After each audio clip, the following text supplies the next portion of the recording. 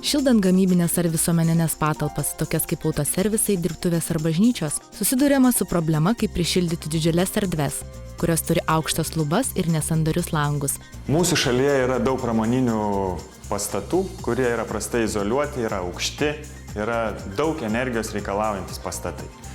Tai su šia technologija pramonėje galima išspręsti labai daug problemų. Šie šildytuvai šildo daiktus, paviršius, žmones, o tradiciniai mūsų šildytuvai šildo orą. Ir tik tada, kai sušyla oras patalpoje, žmonės pradeda jausti šilumą patys. Infraraudonųjų spindulių šildytuvai pradeda veikti akimirksniu. Jie neturi įšilimo fazės. Galima kontroliuoti jų šildymo kryptį, o ne darbo valandomis šildymą išjungti. Taip galima sutaupyti nuo 50 iki 70% šilumos energijos. Šiame objekte, kaip matome, turim gan blogai izoliuotas patalpas.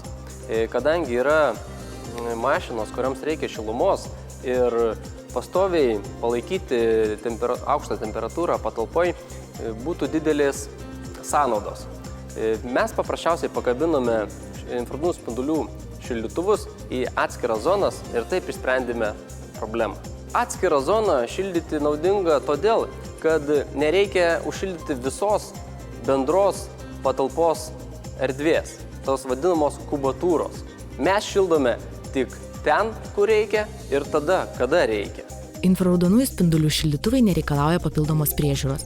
Jie neužima daug vietos ir gali būti mobilus. Lyginant su kitomis šildymo sistemomis, ši šildymo sistema yra žymiai pigesnė. Taupomi kaštai, laiko sąnaudos, nes yra gan paprastas montavimas ir eksploatacija. Šios efektyvius ir ekonomiškus šildytuvus galima pritaikyti daugelį gamybos sričių, kur reikalinga šiluma. Praeitą žiemą jos išbandė ir viena Vilniaus įmonė, įsikūrusi erdviose cecho patalpose.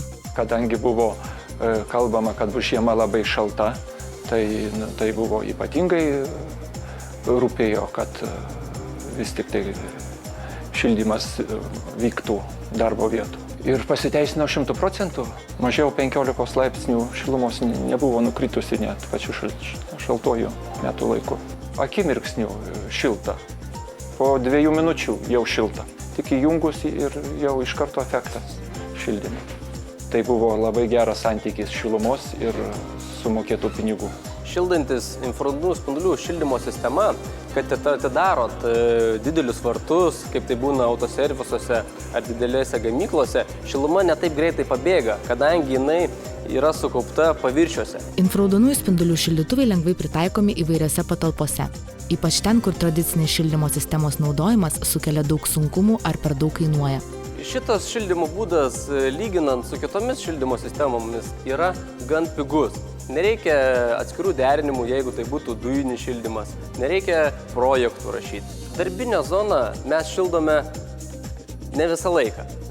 Šildome tik tais tada, kada reikia. Kada žmogus ateina į darbą, šildytuvas yra įjungiamas. Eina jisai pietauti, šildytuvą galima išjungti. Baigia darbą, vėlgi šildytuvą išjungiam.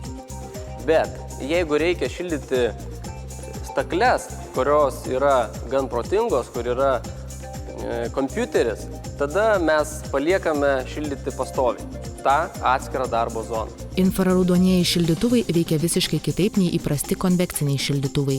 Jie nesausina oro, nekelia dulkių, neturi jokio kvapo ir neskleidžia garsų.